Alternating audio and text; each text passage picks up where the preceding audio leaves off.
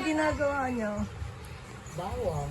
Ano ginagawa nyo? Binabalat. Binabalatan mo na bawang. Oh, very good. Oh, ngayon lang niya ginawa yan sa tagal na ng panahon.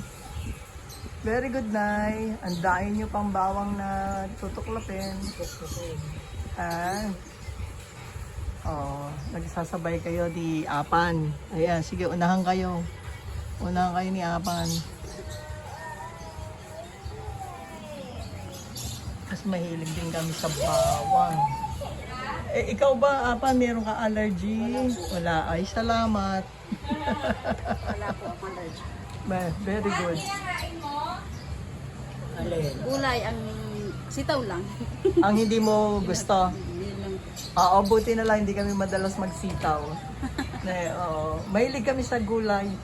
Sitaw lang. Dahil kay Lola at saka kay Nene, may importante may gulay.